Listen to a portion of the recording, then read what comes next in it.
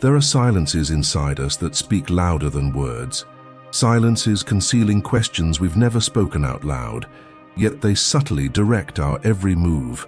Perhaps you don't even notice it, but right now, your life is being steered by unconscious questions you repeat without awareness.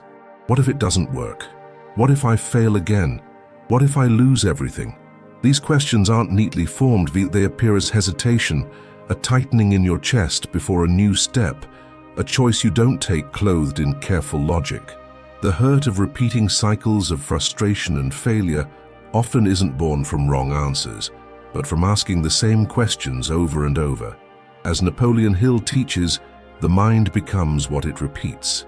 If what you repeat is fear, resistance, absence, your inner compass drifts toward directions that lead nowhere. You walk, you strive, you hope, and yet you don't arrive, because your guiding question points north, but the wrong north.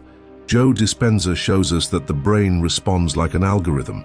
Every question triggers neural paths, chemical reactions, energy flows. When you change the question, you rewire the system. You open circuits lying dormant, and new perceptions arise, new ideas, new feelings appear. The future shifts. Because the inner process changed. Here's the powerful insight. Failure rarely springs from lack of answers. More often it grows from the habit of asking the wrong question. Those questions, quietly and persistently, shape your decisions, your emotions, your focus, your vibration, your results. Picture your mind as a compass. It points where you go, but anchored by the questions you repeat daily. If that question points toward fear, you may wander for decades without finding peace. If it points toward control, you may chase striving and never taste freedom. But when it points to growth, presence, truth, the compass aligns with soul, and the path finally begins to appear. Because the right question doesn't just change what you think, it changes who you become. There's a kind of question that doesn't bring answers, only exhaustion. It's the question repeated silently inside many minds. Why is this happening to me? This is not curiosity. It's not spiritual reflection. It's a loop, a vibrational trap, a hypnotic mantra that keeps the soul tied to the same vibration of helplessness and loss. The mind, programmed since childhood to seek someone to blame, gets used to these paths. Why me? Why now? Why does it work for others and not for me? These questions may seem honest, but they only dig deeper holes, because they carry an emotional frequency of powerlessness. And powerlessness is not clarity, it's not truth, it's paralysis disguised as introspection. Imagine a person trapped in a well. Instead of looking up toward the exit, they keep digging, believing the solution lies deeper. They sweat, they work, they try, but every action is directed downward. The same happens with those who repeat disempowering questions. They are digging when they should be climbing. When you replace why me with how can I transform this, the whole vibration changes. The question turns from victimhood to authorship, from complaint to responsibility, from fear to creative power. This is not magical thinking, it's neurobiology. The brain, when guided by questions of possibility, activates circuits of resilience, intuition, imagination. It stops looping and begins mapping. It leaves survival mode and enters construction mode. Your energy doesn't just respond to your actions, it responds to your inner language, and if your internal dialogue is shaped by questions that shrink your power, no strategy, technique, or plan will compensate, because no one rises above the level of the question they feed inside their own mind. That's why observing the quality of your inner questions isn't luxury, it's survival. It's liberation. It's the first door toward becoming the one who no longer digs, but climbs. The one who stops asking why and begins to ask, how do I rise from here?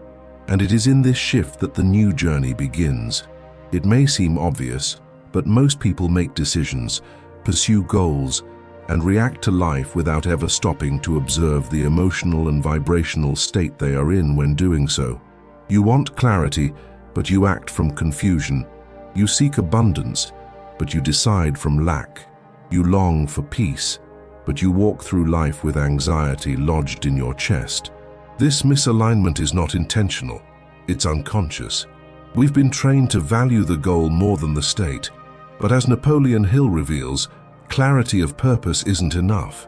You also need to be aware of where you are starting from, because if your engine is running on fear, no destination will bring rest. If your decisions come from a state of doubt, even the right path will feel wrong. Asking yourself, what state of mind am I operating from right now, is like turning on a light in a dark room. It may not change your circumstances immediately, but it changes the way you walk through them. It gives you vision. It breaks the spell of autopilot. It pulls your awareness back into your body, your breath, your inner terrain, and you'll be surprised. You might notice that many of your no's didn't come from intuition, but from anxiety. That your yeses weren't about truth, but about pleasing others. That your silence wasn't wisdom, but fear of being rejected. When you start observing your state before acting, you reclaim your power. You stop reacting and start choosing. Here's a simple but profound practice. Pause 3 times a day and ask yourself, am I vibrating from fear, doubt, or confidence? You don't need to fix it. Just see it, feel it, name it, because naming is the first step to transformation. What you resist persists, but what you see with truth begins to change. The more you practice this question, the more you become familiar with your inner weather. And just like a seasoned sailor doesn't fear the storm because they've learned to read the winds, you too will navigate with more presence, more wisdom, and more coherence between what you seek and what you radiate. Because success is not just about action, it's about frequency, and frequency is born from your state of being. So if you want to change your results, change the place from which your decisions are born.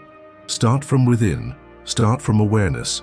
Start by asking, not the world, but your own heart, what is alive in me right now? There are moments when life places us before what seems like resistance, delay, or collapse, and the reflex is almost always the same: fight, flee, complain, or freeze. But what if those situations, far from being punishment or bad luck, are actually personalized invitations for your soul's expansion? This question, what is this situation asking me to grow, is not a philosophical curiosity, it's a spiritual key. Because every obstacle carries in its heart a coded request. A request for a new strength, a deeper trust, a more mature posture. And when you begin to look at difficulty not as a threat, but as a message, everything changes. Neville Goddard said that consciousness creates scenarios to reveal where we still need to align. That means what happens outside is just a mirror, a reflection, a theater of the internal stage. And if life keeps repeating certain scenes, it's not because you're being punished, but because there's something inside you still waiting to be seen, embraced, and matured. Take a blank sheet of paper. Write down a difficulty you're experiencing now. Don't judge. Don't filter. Just write. And then ask yourself, what quality is this moment asking me to awaken? Maybe it's patience, maybe it's courage, maybe it's the humility to ask for help, maybe it's the detachment to let go. Each challenge is a call to grow in a specific direction, and when you name this direction, you activate the part of yourself capable of responding to it. This is not denying pain. It's giving meaning to pain. It's giving it a function, a sacred function. Because nothing heals more than seeing that even your wounds have wisdom, even your chaos has intelligence, even your delays have a purpose. So the next time something seems to go wrong, before reacting, ask yourself, what is this asking me to grow? And feel, listen, let the silence answer. Because in that subtle shift, from resistance to curiosity, you reconnect with your creative power. You stop being a victim of circumstances and become an alchemist of transformation. The question is not, why is this happening? The real question is, who are you being invited to become through this? And that answer will never come from outside. It's already whispering within you, waiting, just waiting for you to ask. This question has the power to dismantle decades of internal sabotage. It's not about pretending. It's not about escaping reality. It's about accessing, right now, the emotional state that naturally arises when the goal is no longer a wish, but a fact. A lived truth, a present reality, because the mind doesn't differentiate between what's vividly imagined and what's tangibly real. And when you consistently place yourself in the emotional frequency of your fulfilled desire, you begin to train your neurology, your energy, and your vibration to embody that version of you. Napoleon Hill said it clearly: the winners, the truly successful ones, always place themselves mentally inside the result before it arrives. They don't wait to see the outcome to believe. They believe to see, they feel before touching. They walk inside the image before it manifests. And you can do this now. Sit in silence and ask yourself, if my dream had already come true, what would I be thinking right now? What would I be feeling in my chest? How would I breathe? How would I walk through my day? Let this version speak through you. Let it guide your next choice. Let it infuse your words, your posture, your frequency. It's like putting on the clothes before the party. You begin to vibrate with the music before it starts playing, and when the music finally arrives, it finds you ready, not desperate, not anxious, just coherent. The power of projection is not about fooling yourself. It's about informing your subconscious what to align with, because the subconscious doesn't respond to logic, it responds to repetition and emotion. And when you install the right images, felt images within you, the world begins to adjust. Opportunities appear, synchronicities increase. You act from intuition, not fear. Ask yourself this question every morning: if I had already made it, who would I be being today? Then carry that state into your coffee, your work, your silence, and watch how your external life begins to shape itself to match the internal movie you finally dared to direct. Because you are not here to react to life. You are here to emanate life. And it all begins with the questions you choose to live from. There's a kind of fear that doesn't scream. It whispers. It dresses in logic. It puts on the mask of prudence. And it sounds like this: what if I fail? What if I lose everything? What if it's not the right time? These questions don't look like fear, but they are soaked in it. The most dangerous doubts are not the ones you shout in despair. They are the ones you repeat quietly, over coffee before a decision, under the disguise of being realistic. But realism, when detached from inner vision, becomes cowardice with a noble name. These fear-based questions create inertia. They wrap your intuition in fog. They reduce your field of perception until all you can see are problems and risks. And then you say, I'm waiting for the right moment. But that moment never comes, because it's being filtered through the lens of hesitation. Here lies the silent sabotage. You believe you're being wise when in fact you're feeding a belief that says, I'm not ready. I don't know enough. I don't deserve it yet. The question isn't whether you have fear. We all do. The question is whether you let fear pick the questions you live by. Reprogramming starts with flipping the script.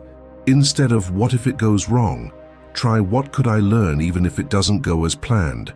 Instead of what if I fail, ask what would I gain simply by showing up. These questions don't erase the fear, but they disarm its control. You stop seeing the unknown as an enemy. You begin to perceive every risk as a teacher, because even when something doesn't go as expected, the self you become in the process is always richer, more aware, more aligned. When you elevate the quality of your questions, you elevate the frequency of your reality. You don't need to silence fear. You just need to stop letting it write your questions. Let your future self ask. Let your soul ask. Let the wisest part of you raise its voice inside, because the questions you accept today will sculpt the reality you live tomorrow. There's a secret that few people realize. The brain is not content to leave a question unanswered. Every time you ask something, especially with emotion and focus, Your nervous system enters a subtle search mode. It starts scanning possibilities. It organizes data. It opens windows of insight. Whether consciously or not, the mind keeps working behind the scenes to respond. That's why the quality of your internal questions is so powerful. They are not just mental musings, they are commands to your subconscious. And your subconscious listens. It responds. It builds paths based on the questions you ask repeatedly. If you begin your day with, "Why does everything go wrong for me?" your brain will look for evidence to confirm that premise. If you begin your day with, "What is the next aligned step I can take?" you activate a different set of circuits, ones that seek guidance, clarity, and movement. Joe Dispenza teaches that when you pair an elevated emotion with an intentional question, you open neural pathways that didn't exist before. You rewire yourself for possibility. You tell the universe, "I'm not waiting for a miracle, I'm participating in it." A deeply transformative habit is to ask a powerful question before sleep. Let it be your final thought. Something like, "What is the next step aligned with my soul?" Or "What decision would my future self want me to take now?" And then, when you wake up, take note. Don't overthink. Just write what comes. A word, a feeling, a name, a memory. The subconscious never sleeps. While your conscious mind rests, the deeper layers of you continue weaving possibilities. And the answers may not come with lightning and thunder. They may come in whispers, in sensations, in quiet certainties. Let your questions be your daily rituals. Seeds you plant not just with thought but with trust, because a question asked from the heart becomes a prayer, a compass, a doorway. The future doesn't arrive by chance, it arrives by resonance. And the questions you live by are the tuning forks that set your vibration. Make them conscious, make them sacred, and let them guide your steps from hesitation to revelation. Imagine walking through a corridor filled with doors. Some are ornate, some simple, others worn by time. Each door leads to a new version of your life, new relationships, new ideas, new paths. But none of them open with force. None open with waiting. They open with a key, and that key is always a question. Your questions are not just reflections of your thoughts, they are access points. Some questions lead to more of the same confusion. Others open vast spaces of clarity and transformation. Poor questions lead to mental labyrinths where you keep circling the same pain. But powerful questions, those are like sacred codes. They unlock hidden rooms in your mind and heart. We often think that clarity comes from more information, but clarity comes from sharper inquiry. The right question at the right moment can change the direction of a life. It's not the answer that saves you. It's the question that dares to reach into a part of you that you've forgotten. And like a master key, the right question doesn't need to be complex. It just needs to be true. True to what you seek, true to what you need to face, true to what you've avoided feeling. The question, "What am I not seeing?" can open a deeper awareness than 1,000 affirmations. The question, "Who am I becoming through this?" can turn chaos into growth.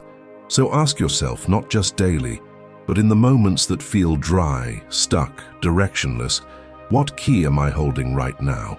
And is it aligned with the lock in front of me? Maybe the door is not closed because it's not yours. Maybe it's closed because you've been using the wrong question to open it. The key and the lock are not enemies. They are partners in timing, in readiness, in trust. And your life will begin to shift. Not when you find better answers, but when you live better questions. Questions that breathe life into your silence. Questions that whisper to your future. Questions that remind you there is always a door. There is always a way. If you ask with presence, the path responds. There comes a moment when silence becomes sacred. When, after all the searching, all the waiting, all the self-judgment, you understand. That success is not a reward handed out by fate. It's a consequence of internal direction, of mental discipline, of emotional clarity, of the questions you choose to live from every single day. Napoleon Hill taught that a well-directed mind is the greatest wealth one can possess. But few understand that direction is not a static decision, it's a dynamic process, fueled by the quality of the questions we keep repeating. The mind doesn't act alone, it responds to stimuli, to memories, to commands, and your questions are those commands. Dr. Bruce Lipton revealed what science now confirms: our beliefs function like software. They run in the background, shaping perception, emotion, behavior, and those beliefs are built by repetition of thoughts, of affirmations, and of questions. When you change the questions, you change the software. When you change the software, you change the lens. And when the lens changes, reality itself looks different. Think of it like this: your thoughts emit a frequency. Your questions shape that frequency. That frequency influences your decisions, and those decisions define your destiny. Everything is connected, and it all begins with what you dare to ask yourself when no one else is listening. So here's a symbolic invitation. Each morning before the noise of the world takes over, choose 3 questions. Not just any questions, choose ones that elevate your vision, refine your state, awaken your soul. Let them be your morning ritual, your invisible compass, your act of self-leadership. 3 questions, 3 frequencies, 3 future possibilities already being seeded in the soil of today. And never forget, questions are seeds. The life you live now, the relationships, the emotions, the opportunities, it is the harvest of the questions you dared or failed to ask yesterday. Want a new reality? Plant new questions. Water them with attention. Let silence be the sunlight. And trust. Trust that every sacred question has within it the map to a new destiny. The real transformation doesn't begin with doing more. It begins with asking better.